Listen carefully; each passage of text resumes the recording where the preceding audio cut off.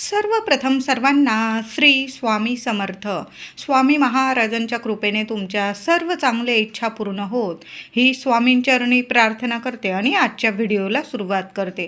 2026 मधील अधिक महिना सुरू झालेला आहे. 17 मे ते 15 जून असा हा अधिक ज्येष्ठ महिना असणार आहे. सोन्यासारखा हा महिना असतो. जेवढी सेवा होईल ना तेवढी आवर्जून करा. तुम्ही ज्या देवांना इष्टदेवतांना मानतात ना त्या देवांची सेवा करायची आहे. आणि आपल्याला अधिक महिन्यामध्ये मंगळवार आणि शुक्रवार आपल्या कुलस्वामिनीची सुद्धा विशेष सेवा करायची आहे. इतकं भरभरून फळ मिळेल ना. कितीही अडचणी असू द्या, आर्थिक अडचणी ज्या घरात असतील ना त्या सर्व स्त्रियांनी, माझ्या सर्व महिलांनी शुक्रवार असो अधिक महिन्यातील किंवा मंगळवार आपल्या कुलदेवीची सेवा जरूर करा. आणि 2 विड्याची पानं देवी आईच्या चरणी जरूर अर्पण करा. मग तुम्ही गोड पानाचा जरी विडा अर्पण केला, नंतर तो विडा प्रसाद स्वरूप तुम्ही सर्वांनी घरात प्रसाद स्वरूप खाऊ शकता. नाही जमलं तर 2 विड्याची पानं घ्या, चांगली देठाची हिरवीगार, धुवून घ्या, पुसून घ्या. त्यावर थोडीशी साखर ठेवा, 2 लवंग ठेवा, दोन्ही हातात ती विड्याची पानं घ्या आणि तुमच्या मनातील इच्छा बोलून आपल्या कुलस्वामिनीला अर्पण करा. इतका सोन्यासारखा आशीर्वाद मिळेल की तुमच्या सर्व इच्छा क्षणात माता लक्ष्मी आपली कुलदेवी जरूर पूर्ण करेल. सुंदर उपाय आहे विड्याची पानं. तुम्हाला जर जास्त विड्याची पानं मिळाली तर आवर्जून देवी आईचा फोटो असेल, किमान महिन्यातून एकदा का होईना या अधिक महिन्यात मंगळवार शुक्रवार, एखाद्या मंगळवार शुक्रवार जरी ही सेवा केली तुम्ही चालेल. तुम्हाला जर दर मंगळवार शुक्रवार करायची असेल, दर मंगळवार शुक्रवार तुम्ही गोड पानाचा विडा अर्पण करू शकता. आता नाही जमणार माझ्या सर्व महिलांना एवढ्या वेळा, तर मग एक वेळा जरी तुम्ही महिन्यातून या एक वेळा जरी अर्पण केला गोड पानाचा विडा किंवा पानांची माळ जरी अर्पण केली, त्याला 2-2 लवंगा अर्पण करू शकता तुम्ही. विड्याचं पान आणि 2 लवंगा अशी सुद्धा माळ तयार करून आपल्या कुलस्वामिनीला अर्पण करू शकता. नाही जमलं, मी तुम्हाला सांगितलं, 2 विड्याची पानं घ्या, त्यावर थोडी साखर ठेवा, 2 लवंग ठेवा आणि तुमच्या देवी आईच्या चरणी ती 2 विड्याची पानं अर्पण करून द्या. नंतर तुम्ही विड्याची पानं ती निर्माल्यात टाकू शकता. ती 2 लवंग आणि थोडी साखर असेल, तुम्ही प्रसाद स्वरूप खाल्ली तरीही चालेल. तर आपल्याला अधिक महिन्यामध्ये काही नियमांचं पालन जरूर करायचं आहे. मांसाहार, मद्यपान होणार नाही, कुणाचा अपमान होणार नाही याची जरूर काळजी घ्यायची आहे. महिलांनो, फक्त आपली माऊली आणि आपण एवढंच बघा. या महिनाभरात इतकं भरभरून फळ मिळणार आहे. कुणाचीच निंदा नालस्ती करू नका. आणि कुणी तुमची निंदा नालस्ती करत असेल तरी पण त्याला प्रतिउत्तर करू नका. देव आहे, उत्तर आपला देव देणार आहे. म्हणून तुम्हाला रडवत जरी कोणी असेल ना, कुणालाच काही अपशब्द बोलू नका. आणि आपल्या वास्तूत तर अजिबात नाही.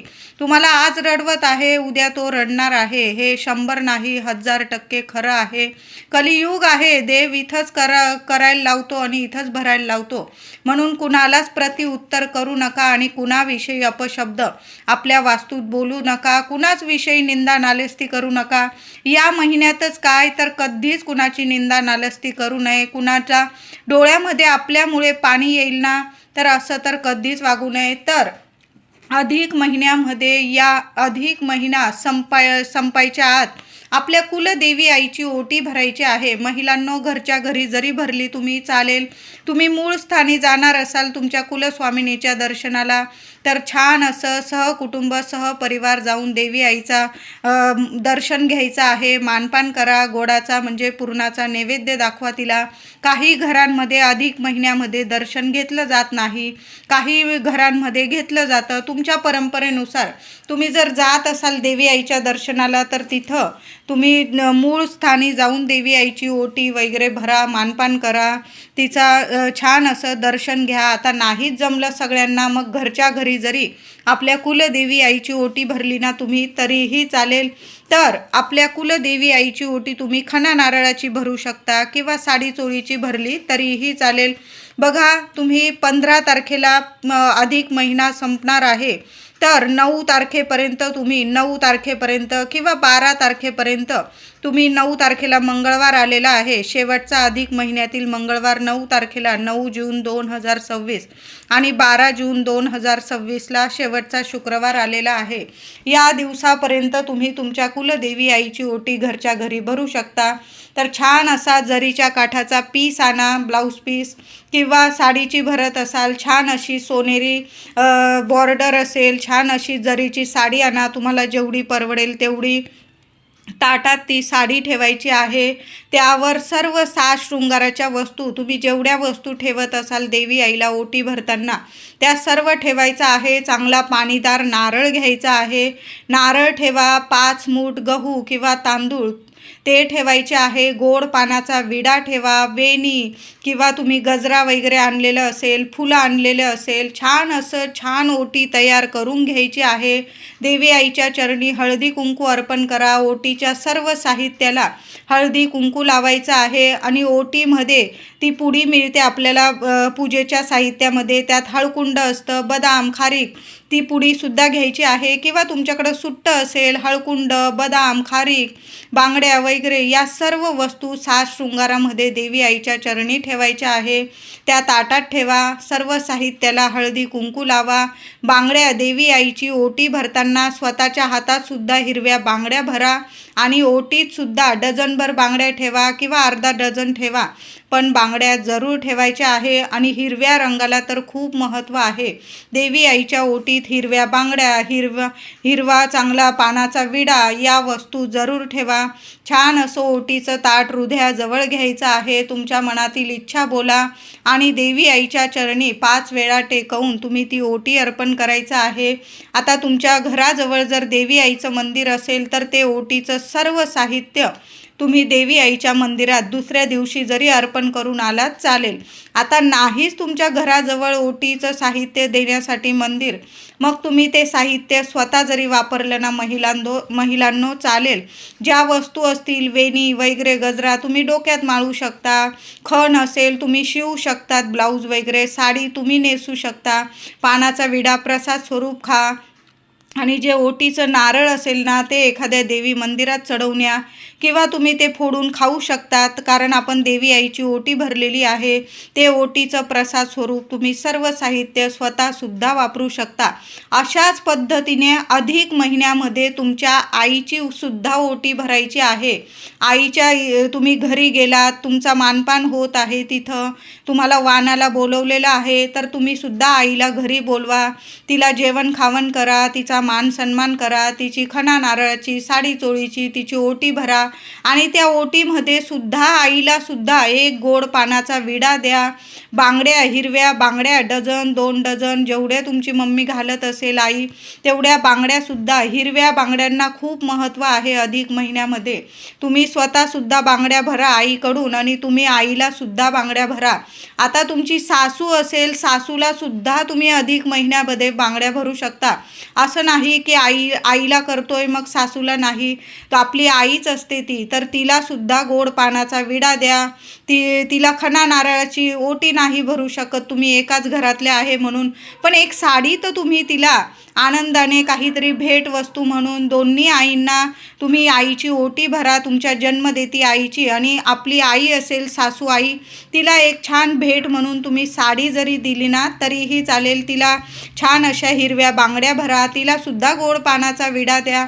बघा दोन्ही घरात इतका आनंद निर्माण होतो ना की कशालाच कमी राहत नाही. अखंड लक्ष्मी नांदते. अशा प्रेमाने जर आपण अधिक महिन्यामध्ये सर्वांचा मान सन्मान केला ना तर त्या घरांमध्ये, दोन्ही घरांमध्ये इतका आनंद येतो, इतका आनंद निर्माण होतो की साक्षात लक्ष्मीनारायण भरभरून आशीर्वाद देतात. आणि अशा आनंदी घरांमध्येच माता लक्ष्मी प्रसन्न राहते. म्हणून दोन्ही घरांचा मानपान महिलांनो तुम्ही करू शकता अशा पद्धतीने. आणि आपल्या कुलदेवी आईची ओटी तर आवर्जून भरा. मी सांगितलं महिना संपण्याच्या आत जरूर भरा. आणि रोज झालं तर देवी आईला कुंकुमार्चन जरूर करा. संध्याकाळी नित्य नियम बनवून घ्या. तुम्ही सकाळी पण करू शकता ही सेवा. नाही जमलं माझ्या महिलांना, संध्याकाळी करा. दिवा अगरबत्ती लावून घ्या, आसन घेऊन बसा. ओम कुलदेवताय नमः, ओम कुलदेवताय नमः, ओम श्रीम नमः, ओम श्रीम नमः या मंत्रांचा जप करत करत देवी आईला 11 वेळा, 21 वेळा किंवा जास्तीत जास्त वेळा जरूर कुंकुमार्चन करा आणि अधिक महिन्यातलं कुंकुमार्चन केलेलं कुंकू एका डबीत साठवून ठेवा. बघा, असा महिना पुढील 33 महिने तरी आता पुन्हा येणार नाही आणि खूप सुंदर महिना असतो. जेवढी सेवा होईल ना तेवढी आवर्जून करा. देवी आईला दर मंगळवारी जरी तुम्ही कुंकुमार्चन केलं, रोज नाही जमलं तुम्हाला, मंगळवारी करा, शुक्रवारी करा, पण आवर्जून करा. आणि अधिक महिन्यातील प्रत्येक शुक्रवारी 16 वेळा किंवा 8 वेळा किंवा जेवढ्या वेळा होईल महिलांनो, नाहीच जमलं किमान 1 वेळा तरी महालक्ष्मी अष्टकाचा पाठ आवर्जून बोलायचा आहे तुम्हाला. सुंदर, इतके सुंदर अनुभव येतील तुम्हाला. कितीही पैशांच्या अडचणी असू द्या, माता लक्ष्मी आहे, कुठल्या ना कुठल्या रूपात येऊन तुमची मदत करून जाईल आणि पैशांचे मार्ग तुम्हाला मोकळे करतील. चांगल्या याच्याने म्हणजे चांगल्या कामाने, कष्टाला तुम्हाला इतकं फळ मिळेल. चांगल्या मार्गाने तुमच्या घरात पैसा येऊ लागेल. तुम्ही काही कष्ट घेत आहात, तुमचे पती मुलं कष्ट घेतात, काही वेळा खरंच खूप अडचणी येतात, पैसा येतो आणि निघून जातो, कुणाचं आरोग्य नीट राहत नाही किंवा काही ना काही आले पैसे की निघून जातात, बरकत राहत नाही. मग अशा वेळी कष्टाला जर फळ मिळत नसेल ना, तर अधिक महिन्यात देवी आईची महालक्ष्मी अष्टकाची सेवा आवर्जून करा. आणि जिथं लक्ष्मी मातेची सेवा होते तिथं नारायणांची सेवेशिवाय ही सेवा अपुरी आहे, अधुरी आहे. म्हणून रोज 1 वेळा तरी विष्णू सहस्त्र नामावली ऐकलं तुम्ही यूट्यूबवर तरी चालेल, जर असं मोठ्या स्वरात लावा. लक्ष्मीनारायणांची, आपल्या माऊलीची, आपल्या देवांची सेवा आपल्या वास्तूला सुद्धा ऐकू द्या. वास्तू नेहमी प्रसन्न राहील आणि अशा प्रसन्न वास्तू जिथं नारायणांची सेवा होते ना, तिथं माता लक्ष्मी आपला उंबरठा सोडून कधीच कुठं जात नाही. व्यंकटेश स्तोत्राची सेवा करू शकता तुम्ही, 3 दिवसाची सेवा करू शकता किंवा महिनाभर जेवढ्या वेळा तुम्हाला व्यंकटेश स्तोत्र पठण करता येईल ना तेवढ्या वेळा जरूर करा. सकाळी करा, संध्याकाळी करा, कुणी तर रात्री 12 वाजता सुद्धा सेवा करतात. जसं जमेल तशी सेवा करा, पण हृदयापासून करा. वाचायचं म्हणून वाचायचं नाही, आपल्याला हृदयापासून, मनापासून एकन एक शब्द आपल्या मनाला ऐकू गेला पाहिजे, अशा पद्धतीने आपल्याला सेवा करायची आहे. श्री सूक्तम पठण करता आलं तर जरूर पठण करा, जेवढी सेवा होईल तेवढी करा.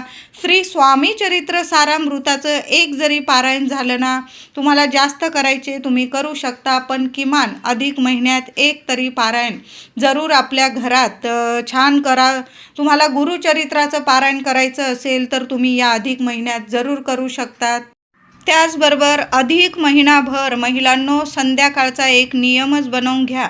4 दिवस वगैरे असतील तर माझ्या दादांनी जरी दिवा अगरबत्ती केली चालेल, पण माझ्या सर्व महिलांनी संध्याकाळचं रुटीन बनवून घ्या. संध्याकाळी दार वगैरे बंद करून कुठंच जाऊ नका, जरासं नंतर जा किंवा आधीच जाऊन या, पण ऐन संध्याकाळी 6:30 ते 7:30 आपलं दार, मुख्य दार तरी उघडं ठेवा, खिडक्या उघडं ठेवा.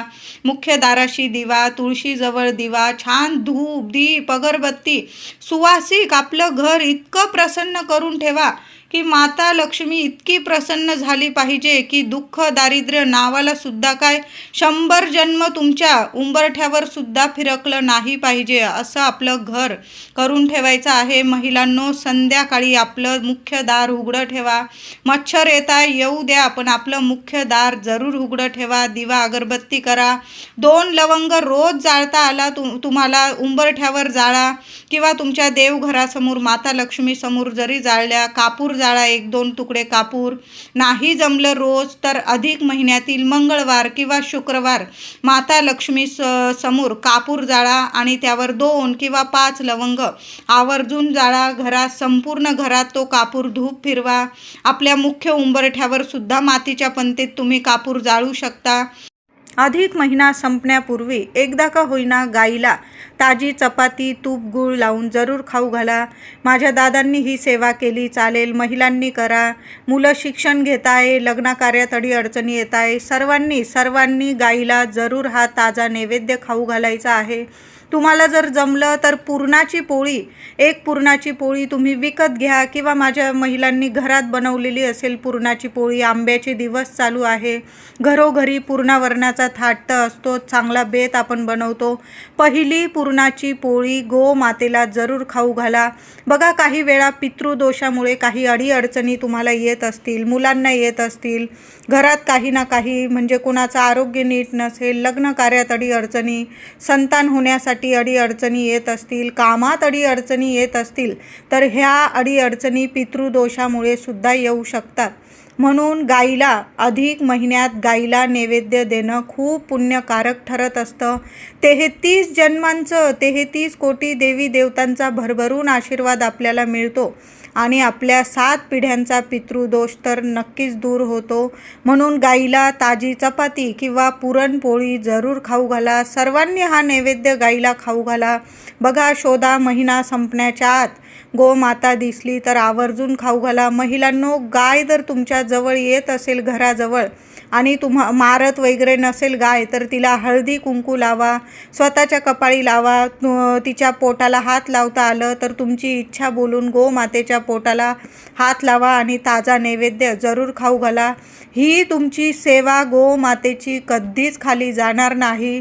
तुमच्या पिढ्यानपिढ्या तुम्हाला पुण्यफळ मिळत राहील. तुमच्या लेकरा बाळांना इतकं पुण्यफळ मिळेल की प्रत्येक कामात त्यांना, शिक्षण असो, नोकरी असो, व्यवसाय असो, कुठंही परदेशात शिकायला गेलेले असतील, नोकरीला गेलेले असेल, तुम्हाला चिंता असेल तर गोमातेची ही सेवा आवर्जून करा. कायम लेकरा बाळांचं रक्षण होईल आणि प्रत्येक कामात, शिक्षण, नोकरीत भरभरून प्रगती मिळेल अशी ही सेवा आहे. आवर्जून करा. त्याचबरोबर कुणाला दानधर्म करायचा असेल तर पिवळी केळी दान करा किंवा पिवळी मिठाई, चांगलं अन्न खायला घाला कोणाला तरी. पाण्याचं दान करता आलं तुम्हाला, कपडा, लत्ता, छत्री, चप्पल, तुम्ही असं सुद्धा तुम्हाला हवं ते दान करू शकता. कुणाला शिक्षणासाठी दान करायचं असेल तुम्हाला तर शिक्षणासाठी सुद्धा दान करू शकता. अधिक महिन्यात केलेलं दान धर्म कधीच खाली जात नाही, भरभरून आपल्याला पुण्यफळ मिळत असतं.